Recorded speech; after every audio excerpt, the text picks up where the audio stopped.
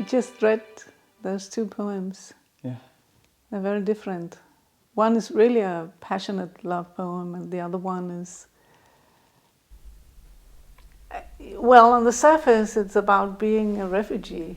Well, the one which is the روايات جحيم أو هلبس خصلصة, was situated in a period of my life where I was in a transition from a certain locale habitat where I was in to a new place. But this new place felt more part of me than the place where I came from. So the idea of exileness, if it's a word, it gave different meaning for me in that poem, and therefore I was trying to communicate with the birds and the forest where we were in that poem. I was writing it in a way that I wasn't able to communicate in the same way with the same birds or different forests from the place I came from. However, the love poem, it is some kind of conversation with a person whom doesn't exist anymore, and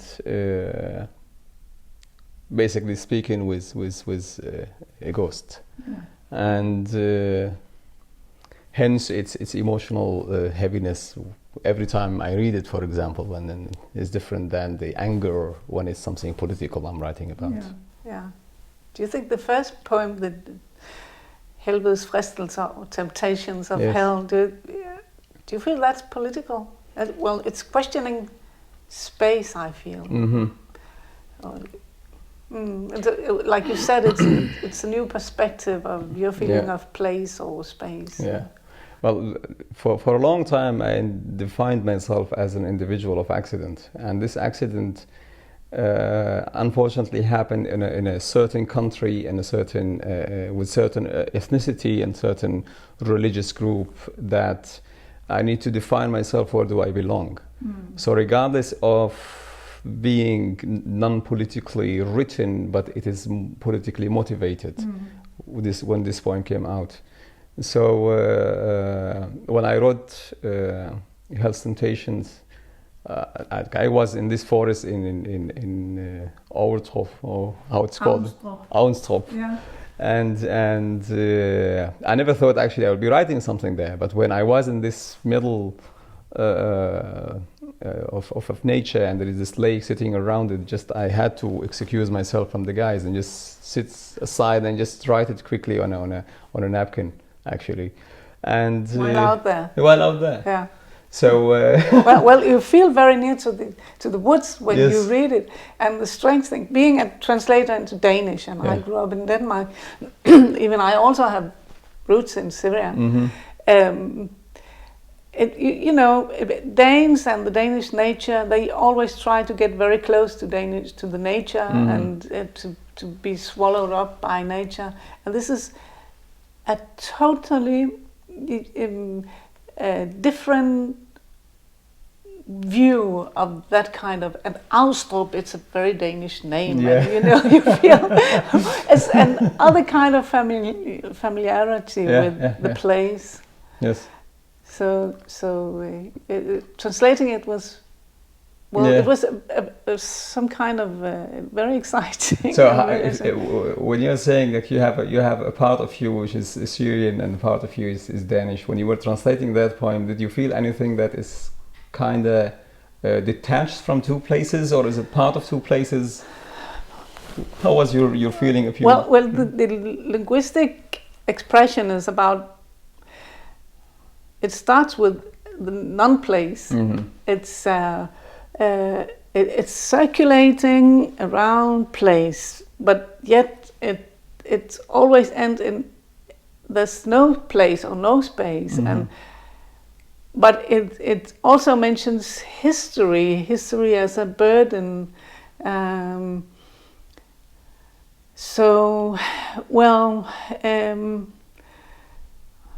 Well, I don't know. It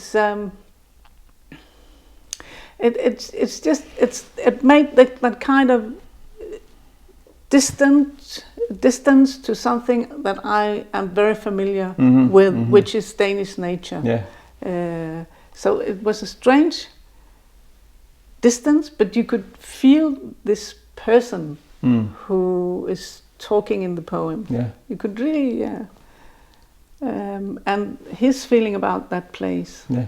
So I'm in no way that you wrote it out there. That's not strange to me. No. Yeah. So, what about that? You told me on another occasion that you have a problem with your relation to places. Do you still have that? Yes. The thing is, when I was back in Syria, and we've been talking about it, me and you, often during the translation process and also in other venues, being born in a place where you feel that you don't belong, like puts a weight on you on trying to find where you can be yourself. Like being a Kurd, for example, everything is forbidden from being Kurd in Syria. No language, no education. So you have to study in Arabic all the time. The same thing with religion. It's an Islamically dominated country, and my family are traditionally Muslims, but I am not. I became an atheist from the age of 15, 16. And adding on that as well, the idea of being a literature person and music and literature. So these three dimensions in this traditional family and the traditional conservative environment made me live in this type of, we talked about also before, the idea of living in exile at your home. Yeah. And therefore when I moved from that place to many other countries, like I lived in Damascus, for example, underground for like 6 months. I lived in Beirut also underground for like 5 months. I lived in Turkey for like 2 months underground. It's all because of political reasons. I've been in prison because of my literature. And so every time when I'm at a new place, I feel like it's like Ike still, you know, it's a place which it doesn't exist. Yeah. It's actually me who is just this accidental being moving from these places. So when I was in that forest in Aunstrup, so it was basically a continuation of this non-place. Yeah. And therefore, like, it doesn't actually change. No. And haven't changed until now. Like even when we sit at home, me and my partner, and we always talk about the option, maybe we can move someday somewhere and live somewhere else. I don't have any issue with it, because whatever, actually, I always tell her that wherever my books are, that's my home. Yeah. Yes. Yeah. Did you start writing when you started writing when you were very young? I started writing when I was 15. The first poem I wrote, it was 15. And that was a poem? That was a poem. Yeah. Yeah. But we talked about the poetic tradition in Arabic, or since you write in Arabic, and your poetic, I don't know, the poetic milieu is Arabic, I think. But did you also grow up with Kurdish poetry? Because Kurdish is forbidden in Syria, so there wasn't much to read. And because we didn't learn the language, so it was kind of impossible for us to read it as well.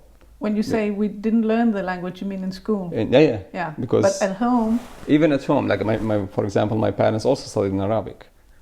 Yeah, but they speak Kurdish, we speak Kurdish together. Yes, yeah. But we haven't learned the grammar, we don't know how to write it. This, because it's the Kurdish we have in Syria, it's Kurmanji, we use Latin alphabet.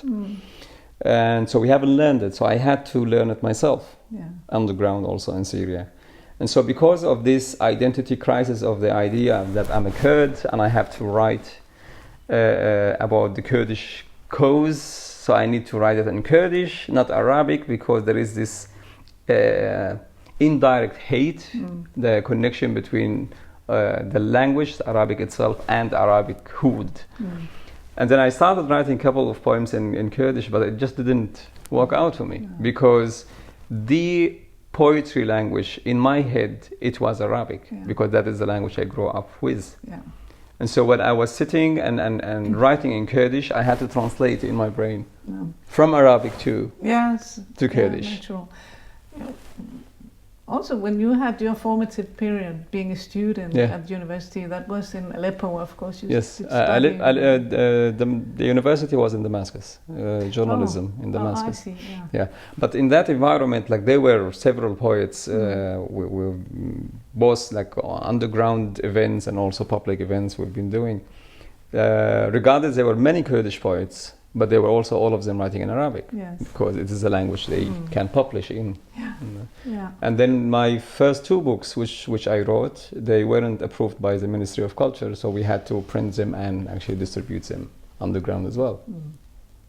When I write, indirectly I have these three forms of writings. One of them is conversation, the other one is description, and the third one is a confession.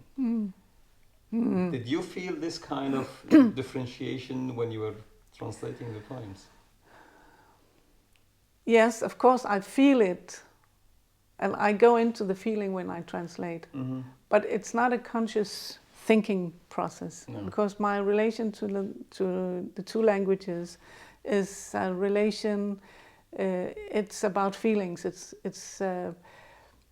of course, sometimes you need to restructure a poem, because, for instance, the Temptations of Hell, when it starts, it has 3 or 4 lines as a condition for the setting, and this, it needs a very harsh restructuring process in order to that poem to be understood in Danish. And Arabic, as you know, is a very compact language, so that's really challenging sometimes. But if you don't, especially when you translate poetry, you have to use your feeling in the first place and in the last place. In the first place, when you go into the more direct translation process, it's about feelings, and feelings and language is very closely connected. So that's the first process. And sometimes you get out of that process and feel, oh, I did a wonderful translation, and then you go and come back to it, and then it sounds awful.